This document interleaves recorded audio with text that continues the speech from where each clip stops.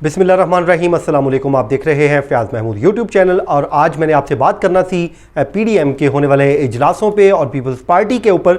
लेकिन इस वक्त की जो बड़ी खबर है वो ख्वाजा आसिफ की गिरफ्तारी है।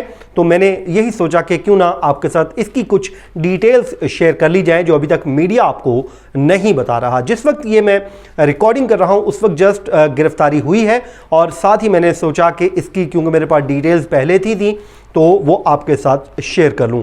ख्वाजा आसिफ इस वक्त यकीनन मुश्किल सूरत हाल का शिकार है और उनको इस वक्त रावलपिंडी मुंतकिल कर दिया गया है, जहाँ पर उनका तिबी मुआयना किया जाएगा। और तिबी मुआयने के साथ ही जब वो मेडिकली तौर पर फिट होंगे तो उनको कल राहदारी रिमांड के लिए इस्लामाबाद की एहतसाब अदालत के जज मोहम्मद बशीर की अदालत में पेश कर दिया जाएगा। और ये वही जज हैं जिन्होंने मियां नवाज शरीफ को सज़ा सुनाई थी और उन्हीं इल्ज़ामात के तहत सज़ा सुनाई जिनमें आज ख्वाजा आसिफ अरेस्ट हो चुके हैं और इस वक्त वो नैब की तहवील में है। ये केस उनके खिलाफ चल रहे थे, लेकिन आज जो उनको गिरफ़्तार किया गया है वो बड़े ही अहम नौइयत के केस में गिरफ़्तार किया गया है। सबसे पहले तो मैं आपको बता दूं कि नैब की ये 1999 जो ऑर्डिनेंस है उसके शिक जो है वो है 9A5, जिसके तहत उनको अरेस्ट कर लिया गया है और उनके वारंट गिरफ्तारी चेयरमैन नैब की जानिब से गिरफ्तार किए गए थे। तो अब 9A5 बेसिकली है क्या देखें, वो पब्लिक ऑफिस होल्डर भी रहे, वज़ीर ख़ारजा भी रहे, वज़ीर दिफा भी रहे, वज़ीर पानी व बिजली भी रहे। इस तरह उनके पास पहले भी जो मुख्तलिफ़ अदवार में ये ऑफ़िस होल्डर रहे हैं, पब्लिक ऑफ़िस होल्डर रहे हैं। तो ये केस है करप्शन का, यानी कि ये जो 9A5 है बेसिकली ये करप्शन एंड करप्ट प्रैक्टिसेस की है। और इसमें जब अक्यूज़ पर्सन कोई भी होता है मुलजिम, वो कोई जवाब नहीं दे पाता तो देन उसको करप्शन ही तस्वर किया जाता है।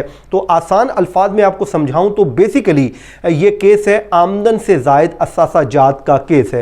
ये वही केस है जिसमें मियां नवाज शरीफ को सज़ा हुई है। वो आमदन से ज़ायद असासा जात में अपने जो उनकी अर्निंग से ज़ायद एसेट थे उसको वो साबित नहीं कर सके थे तो उनको सज़ा हुई। इसी तरह इसहाक डार साहब, उनके खिलाफ भी आमदन से ज़ायद असासा जात रेफरेंस चल रहा है। अब ख्वाजा आसिफ ये पार्लिमानी लीडर हैं मुस्लिम लीग नून के, उनको भी इसी नौइयत के केस में अरेस्ट कर लिया गया है।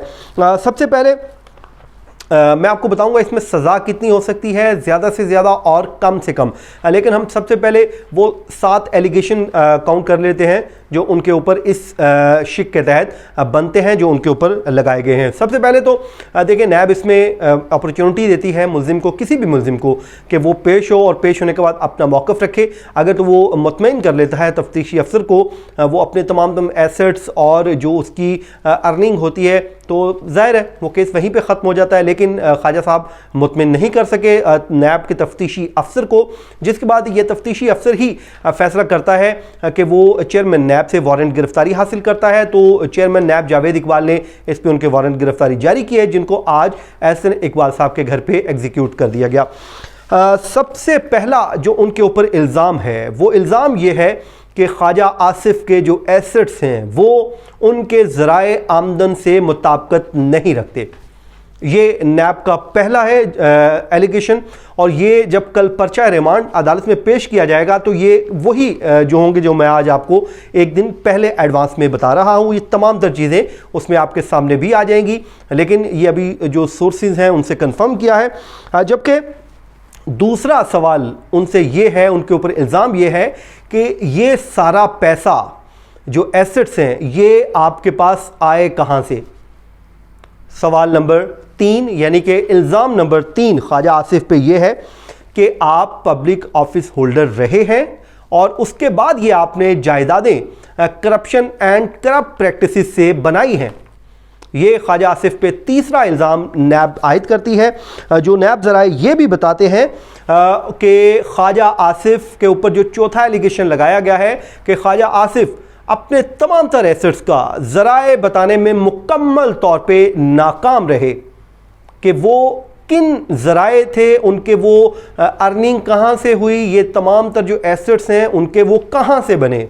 ये था वो बुनियादी सवाल जो उनकी गिरफ्तारी की रीज़न बना, जिसके बेस पे फैसला किया गया कि अब उनको अरेस्ट करके उनसे तफ्तीश की जाए, क्योंकि इस तरह वो मान नहीं रहे। तो पांचवा जो क्वेश्चन ये है कि 26 करोड़ रुपए کہ آپ اپنے جو آپ کے پاس رقم ہے اس کے بھی ذرائع بتانے میں آپ ناکام رہے۔ یہ نیب ان پہ ایک اور ایلیگیشن عائد کرتی ہے، جبکہ 26 کروڑ روپیہ آپ نے کس سے، کہاں سے اور کیسے حاصل کیا، یہ بھی خواجہ آصف بتانے میں نیب یہ کہتی ہے، ان کے ذرائع یہ کہتے ہیں کہ وہ مکمل طور پہ بتانے میں ناکام رہے، اور یہ ان کے اوپر ایلیگیشن نمبر ہے 6۔ جبکہ ساتواں ایلیگیشن یہ کہتا ہے کہ آپ تفتیشی افسر کو مطمئن نہیں کر سکے، جو آپ سے انویسٹیگیٹ کیا گیا ہے معاملہ، آپ اپنے تمام تر ایسٹس، اپنے ارننگ، اپنے سورس آف انکم، اس سے متعلق آپ مکمل طور پہ تفتیشی کو مطمئن نہیں کر سکے، جس کے بعد فیصلہ کیا گیا ہے کہ اریسٹ کیا جائے۔ اب آ جاتے ہیں جی، ان کے اوپر مختلف کیسز چل رہے ہیں۔ ایک تو یہ ذرائع آمدن کا ہے، اس کے علاوہ ایک ہاؤسنگ سوسائٹی ہے سیالکوٹ کی، جس کی جو پلاٹ ہیں وہ اپروول سے ایکسس کر کے سیل کیے گئے، وہ بھی ان کے اوپر الزام ہے، اس میں بھی چل رہا ہے۔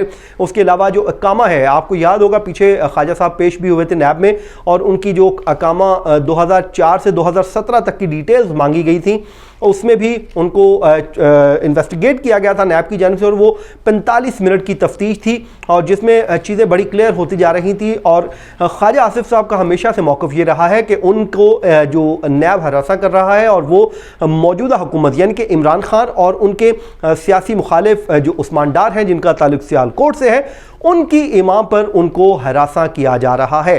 یہ خواجہ آصف کا موقف رہا ہے۔ جب وہ پیش بھی ہوئے تھے اس میں بھی انہوں نے یہی موقف لیا تھا، انہوں نے کوئی ڈاکومنٹ بھی دیے تھے، رپلائی بھی فائل کیا تھا، ریٹن رپلائی بھی فائل کیا تھا۔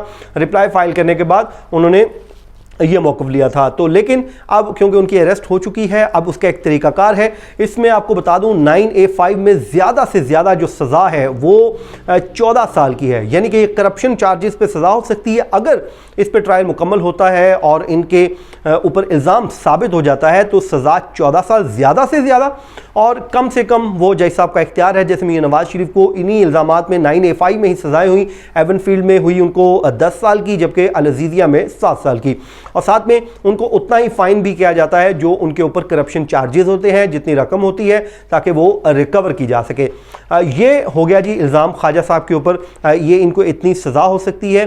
لیکن اب اس کا پروسیس یہ ہے کہ کل ان کو راہداری ریمانڈ کے لیے پیش کیا جائے گا احتساب عدالت میں، اور ان کا راہداری ریمانڈ دیا جائے گا، کیونکہ ان کو لاہور نیب نے گرفتار کیا ہے۔ تو بیسیکلی ٹرائل کورٹ جو ہے وہ لاہور میں ہے، لاہور میں ان کو پیش کیا جائے گا، اور وہاں پر ان کا فزیکل ریمانڈ لیا جائے گا۔ اور جب تک خواجہ صاحب فزیکل ریمانڈ پہ ہیں ان کی ضمانت نہیں ہو سکتی۔ ضمانت کے لیے ان کو جوڈیشل ریمانڈ پہ جانا ضروری ہے، اور جوڈیشل ریمانڈ کے بعد وہ لاہور ہائی کورٹ کے ڈویژن بینچ سے رجوع کریں گے، اور جس کے بعد وہ فیصلہ کرے گا کہ ضمانت بنتی ہے یا نہیں۔ لیکن جب تک وہ فزیکل ریمانڈ پہ، اور 90 دن زیادہ سے زیادہ وہ ریمانڈ بھی لیا جا سکتا ہے۔ تو اب دیکھتے ہیں جی خواجہ صاحب کب تک جیل میں رہتے ہیں، لیکن کیونکہ گرفتاری ہو چکی ہے اب ان کو اس پروسیس سے گزرنا پڑے گا، فزیکل ریمانڈ، دین جوڈیشل ریمانڈ، اور اس کے بعد بیل، اور بیل ہائی کورٹ ڈیسائیڈ کرے گی، پھر ان کی قسمت کا فیصلہ ہوگا۔ یہ تھا جی آج کا ہمارا ویلاگ، مجھے دیجیے اجازت، اللہ حافظ۔